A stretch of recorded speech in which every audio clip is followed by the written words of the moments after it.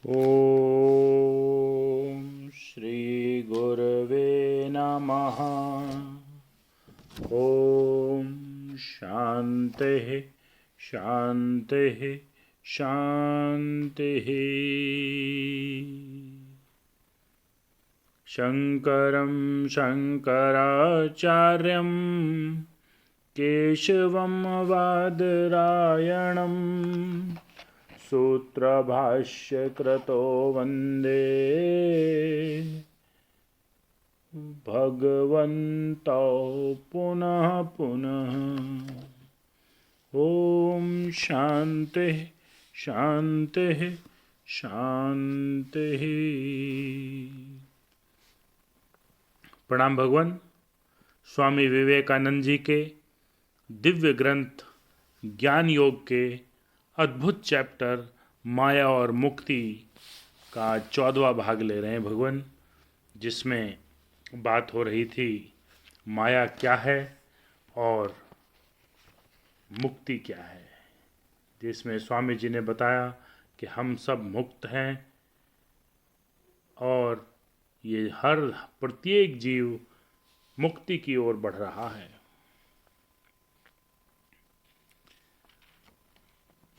अब आगे लेते हैं। अब देखो, यदि यह मुक्त भाव रूपी शक्ति वास्तव में समस्त जगत में कार्य कर रही है, तो अपने विशेष आलोच्य विषय धर्म में उसका प्रयोग करने पर हम देखते हैं कि सभी धर्मों में इस एक भाव को स्वीकार किया है। अत्यंत निम्न कोटि के धर्म को लो, जिसमें किसी मृत पूर्वज अथवा निष्ठुर देवताओं की उपासना होती है। इन उपास्य देवताओं और मृत पूर्वजों के बारे में क्या धारणा है? यही कि वे प्रकृति से उन्नत हैं। इस माया के द्वारा वे बद्ध नहीं हैं, पर हाँ, प्रकृति के बारे में उपासक की धारणा अवश्य बिल्कुल सामान्य है। उपासक एक मूर्ख अज्ञानी व्यक्ति है। उसकी बिल्कुल स्थूल धारणा है। वह घर की दीवार को भेद कर नहीं जा सकता अथवा आकाश में विचरण नहीं कर सकता। अतएव इन सब बाधाओं का अतिक्रमण करना, बस इसके अतिरिक्त उसकी शक्ति की कोई उच्चतर धारणा है ही नहीं। अतएव वह इस देवता की उपासना करता है जो दीवार भेद कर आकाश की ओर उड़कर आ जा सकते हैं, अथवा जो अपना रूप परिवर्तित कर सकते हैं। दार्शनिक भाव से देखने पर इस प्रकार की देव उपासना में कौन सा भला रहस्य है? कौन सा रहस्य है? यह है कि यहाँ भी वह मुक्ति का भाव मौजूद है।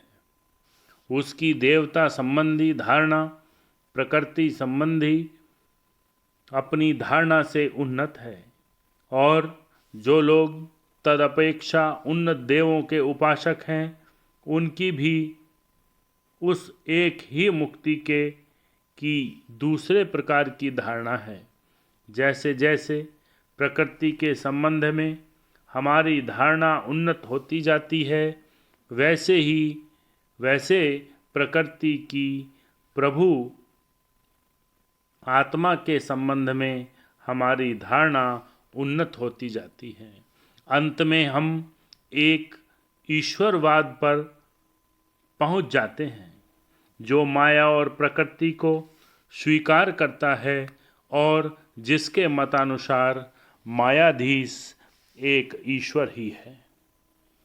जहाँ सर्वप्रथम एक ईश्वरवाद सूचक भाव का आरंभ होता है, वहीं वेदांत का आरंभ हो जाता है। वेदांत इससे भी अधिक गंभीर अन्वेषण करना चाहता है। वह कहता है कि इस माया प्रपंच के पीछे जो एक आत्मा मौजूद है, जो माया का स्वामी है, पर जो माया के अधीन नहीं है, वह हमें अपनी ओर आकर्षित कर रहा है और हम भी धीरे धीरे उसी की ओर जा रहे हैं। यह धारणा है तो ठीक, पर अभी भी यह धारणा शायद स्पष्ट नहीं हुई है। अब भी यह दर्शन मानो अस्पष्ट और अस्फुट है। यद्यपि वह स्पष्ट रूप से युक्ति विरोधी नहीं है। जिस प्रकार तुम्हारे यहाँ प्रार्थना में कहा जाता है, मेरे ईश्वर तेरे अति निकट, nearer my God to the.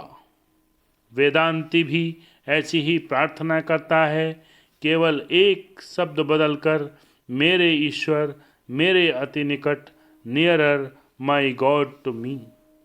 हमारा चरम लक्ष्य बहुत दूर है, प्रकृति से अतीत प्रदेश में है। वह हमें अपनी ओर खींच रहा है। उसे धीरे धीरे हमें अपने निकट लाना होगा, पर आदर्श की पवित्रता और उच्चता की अक्षुण्ण रखते हुए। मानो यह आदर्श क्रमशः हमारे निकटतर होता जाता है। अंत में स्वर्ग का ईश्वर मानो प्रकृतिस्थ ईश्वर बन जाता है। फिर प्रकृति में और ईश्वर में कोई भेद नहीं रह जाता। वही मानो इस देह मंदिर के अधिष्ठात्र देवता के रूप में और अंत में इस देह मंदिर के रूप में जाना जाता है, और वही मानो अंत में जीवात्मा और मनुष्य के रूप में परिज्ञात होता है। बस यही वेदांत की शिक्षा का अंत है, जिसको ऋषिगण विभिन्न स्थानों में खोजा करते थे, वह हमारे अंदर ही है। वेदांत कहता है, तुमने जो वाणी सुनी थी वही ठीक सुनी थी, पर उसे सुनकर तुम ठीक मार्ग पर चले नहीं। जिस मुक्ति के महान आदर्श को तुमने अनुभव किया था वह सत्य है, पर उसे बाहर की ओर खोज कर तुमने भूल की है। इसी भाव को अपने निकट और निकटतर लाते चलो, जब तक कि तुम यह न जान लो कि यह मुक्ति, यह स्वाधीनता तुम्हारे अंदर ही है। वह तुम्हारी आत्मा की अंतरात्मा है। यह मुक्ति बराबर तुम्हारा स्वरूप ही थी, और माया ने तुम्हें कभी भी बद्ध नहीं किया। तुम पर अपना अधिकार जमाने की सामर्थ्य प्रकृति में कभी नहीं थी। डरे हुए बालक के समान तुम स्वप्न देख रहे थे, और प्रकृति तुम्हारा गला दबा रही है। डरे हुए बालक के समान तुम स्वप्न देख रहे थे कि प्रकृति तुम्हारा गला दबा रही है। इस भय से मुक्त होना ही लक्ष्य है। केवल इसे बुद्धि से जानना ही नहीं, वरन प्रत्यक्ष करना, अपरोक्ष करना होगा। हम इस जगत को जितने स्पष्ट रूप से देखते हैं, उतने ही अधिक स्पष्ट रूप से देखना होगा। तभी हम मुक्त होंगे।